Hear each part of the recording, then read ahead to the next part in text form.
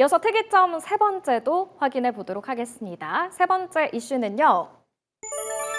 중동 사태, 재생에너지 대전환 기회, 태양광 다시 주목받나라는 특이점입니다. 오늘 중동 이야기를 빼놓고는 설명이 잘 안 되는 것 같습니다.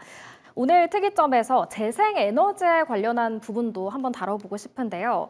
중동 리스크의 국제 유가가 급등하면서 재생에너지 오늘 흐름 이렇게 좋았습니다. 상한가 간 종목들도 있었고요.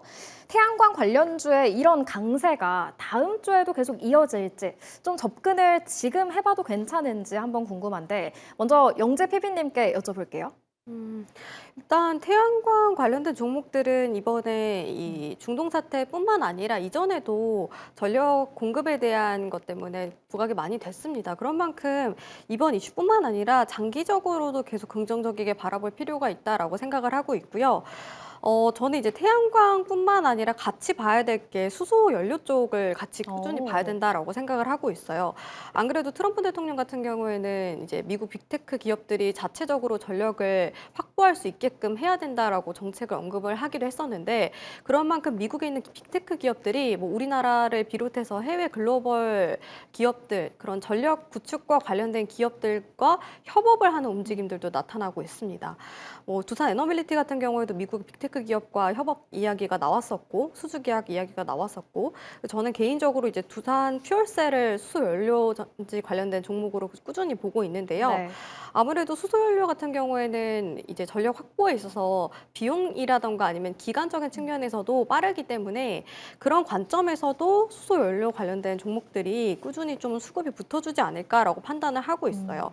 안 그래도 저도 이거 매경 주식리그 할 때 두산 퓨얼셀을 그때 제시를 해드렸던 적이 있는데 이번에 또 하락장 나오게 되면서 약간의 조정을 받기는 했지만 중장기 이평선에서 지지를 받으면서 계속 잘 버텨주고 있는 상황이거든요.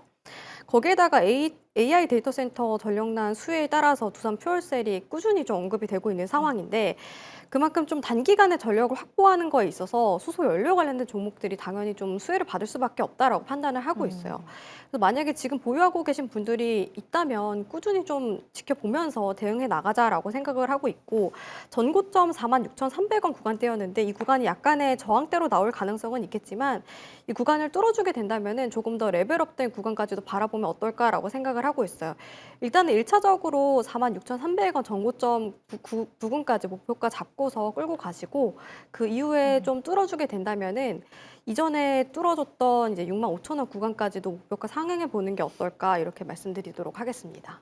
네, 그렇다면 지금은 태양광보다 수소 연료가 좀 더 좋다라고 보시는 걸까요? 네, 맞습니다. 네. 수소 연료 쪽에 관심을 가져보자 두산 퓨얼셀을 이야기해 주셨는데요.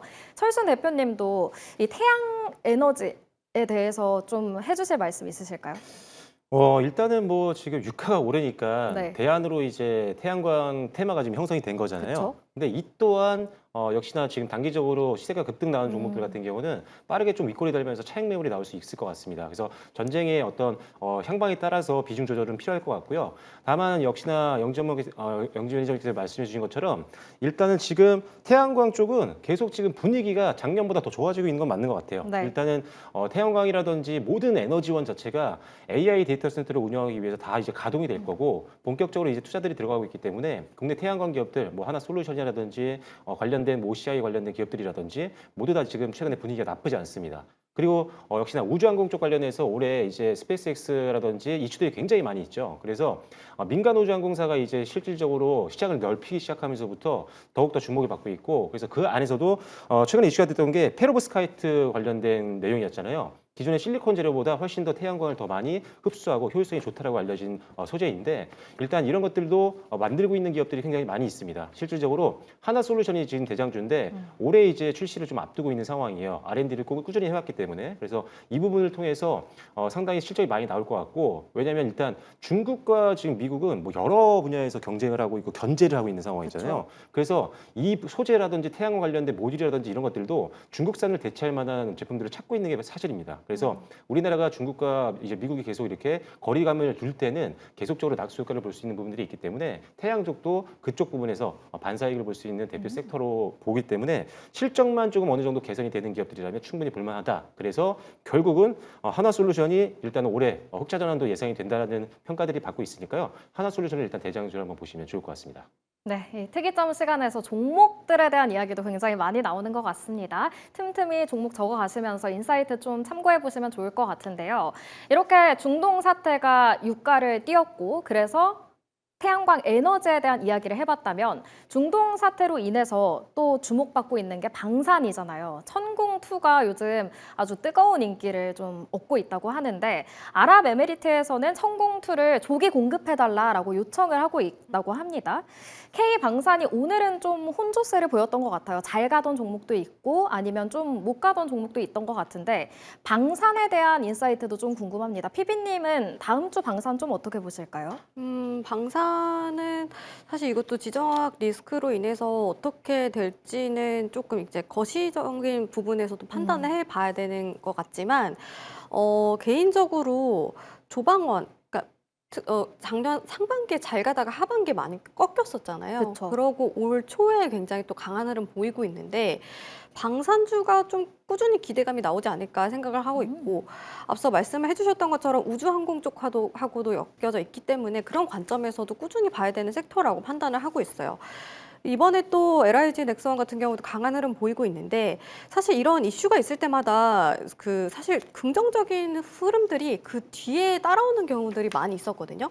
근데 뭐 가격적인 흐름뿐만 아니라 수주 확대라던가 그런 것들이 실질적으로 나오는 기업들이 굉장히 많이 있었습니다. 과거에 이제 한국의 K9 자주포 같은 경우에도 이제 좀 긍정적이게 평가를 받게 되면서 유럽 국가들 쪽으로 수출이 확대됐던 사례들도 많이 있었고요. 우리나라 방산 기업들이 사실 지금 글로벌에서 굉장히 좀 그 기술력이라던가 이런 것들을 좋게 평가받고 있는 만큼 이번 사태로 인해서 장기적으로 계속 좋은 부분들이 많이 나올 것 같거든요. 거기에다가 LIG 넥스원 같은 경우에는 작년에 수주 잔고가 26조 2천억 원 정도 기록을 하게 되면서 역대 최대 규모로 이제 발표가 됐는데, 거기에다 실적까지도 꾸준히 개선이 되고 있다는 부분들도 긍정적이라고 바라보고 있습니다. 다른 방산주에 비해서는 다소 좀 뒤처지는 모습을 보였던 기업으로 저는 기억을 하고 있어서 이번 흐름이 저는 이제 단기간 그치진 않을 거다라고 판단을 하고 있고요. 이제 좀 이 종목들 자체가 워낙 많이 올라갔기 때문에 어떤 종목을 또 고려를 해봐야 될지 고민을 많이 하고 계신 분들도 계실 텐데, 저는 이제 방산하고 뭐 우주항공하고 같이 엮여져 있는 종목이라고 하는 하이로코리아를 많이 언급을 해드리고 있어요. 이 종목 같은 경우는 밸브랑 피팅 사업을 하는 기업인데요. 우리나라에서는 이제 거의 점유율이 큰 기업이기도 하고, 뭐 재무적인 부분이라던가, 그리고 이제 방산 대표적인 기업들을 고객사로 두고 있는 만큼 좀 우량한 부분들이 많이 있어서 올라가는 종목들을 따라가기 어렵다라고 생각하시는 분들이라면 이런 좀 재무적으로 건전한 종목들을 좀 담아가는 것도 올해 이제 방산이라던가 우주항공 모멘텀도 같이 이제 들어올 수 있는 그런 종목이 되지 않을까 이렇게 생각하고 있습니다. 하이로코리아 좀 차트를 보니까 오늘 굉장한 장대 양봉을 세웠습니다. 급락한 다음에 많이 말아 올렸는데 그 이유가 좀 궁금합니다. 일단은 제가 좀 이슈 파악을 해야 될 것 같기는 한데요. 뭐 최근에 워낙 시장 변동성이 컸던 만큼 그런 관점에서도 변동성이 나와주기도 했었고, 사실 오늘 뭐 이슈적인 측면은 크지는 않습니다. 수급적으로 좀 변동성이 나와줬던 것 같아요. 근데 최근에 뭐 실적도 발표가 됐는데 영업이익도 전년 대비해서 17% 정도 증가를 했다라는 소식도 있었고요. 사실 올해 이제 누리호 발사도 일정이 있잖아요. 근데 가장 이제 누리호와 관련된 종목으로 언급이 많이 됐던 종목입니다. 피팅 밸브 쪽을 공급을 했기 때문에. 그래서 그 일정도 같이 보면서 일정 모멘텀으로도 좀 전략을 세워보는 것도 어떨까라고 말씀드리겠습니다. 네, 너무 많이 오른 방산주들이 부담스럽다면 이제 하이로코리아를 좀 얘기해 주셨습니다. 방산과 우주항공을 두 가지를 좀 기대해 볼 수 있는 종목이고요. 그렇다면 철순 대표님도 방산주에 대한 다음 주 전략 좀 짧게 들어볼게요. 저는 일단 방산주 좋게 봅니다. 근데 이제 우주항공과 엮여서 있던 종목들 같은 경우에 상당히 많이 오른 종목들도 있어요. 네. 근데 지금 오히려 하루 정도 이제 수요일 날 대부분 다 조정받았었잖아요. 방산주 같은 경우도. 그래서 화요일 날 올랐던 상승분을 반납했던 종목들이 상당히 많습니다. 현대로템 같은 경우도 이거래에 올랐던 거를 지금 반납해서 오늘 전 수준까지 내려와 있는 상태고요. 그래서 일단 이제 대형주 중에는 현대로템은 일단 지금 들어가기 충분하다. 그래서 어차피 실적 모멘텀도 있고 수주 국가들이 늘어나고 있고 조기 수주도 지금 기대감이 있습니다. 그래서 대형주 중에는 현대로템 보시면 좋을 것 같고 작은 종목들 그리고 기술적으로 부담이 없는 종목군들 중에는 일단 1차적으로 제가 최근에 많이 언급드리고 있는데 코츠 테크놀로지가 고점 대비 상당히 많이 할인됐다가 이제 반등이 나오기 시작을 했습니다. 우리가 알고 있는 뭐 현대 로템이라든지 아니면 하나 시스템, LG 넥스원 같은 경우로 쪽으로 일단 인베드 시스템을 납품하고 있기 때문에 실적이 함께 증가하는 기업이라고 보시면 될 것 같고요. 파이버 프로 같은 경우도 지금 아까 지금 아나운서님께서 얘기해 주셨던 게 천궁2였잖아요. 이 천궁2 같은 경우가 사실 파이버 프로와 연관이 돼 있습니다. 이 회사가 이제 항법자체 공급을 하고 있는 기업이거든요. 그래서 관련해서도 움직일 수 있는 기업이고 이제 반등 초입 구간이기 때문에 뭐 전고점 한 2만 원 정도 선까지 한번 룸을 열어 놓으시고 한번 파이버 프로도 중소형주에서는 한번 집중해서 보시는 것도 고려해 보시면 좋을 것 같습니다. 네, 방산주 긍정적인 전망 내주시면서 다양한 종목들 좀 이야기를 해주셨습니다. 다음 주장에 어떤 흐름 보일지 한번 체크를 해봐야 할 것 같습니다.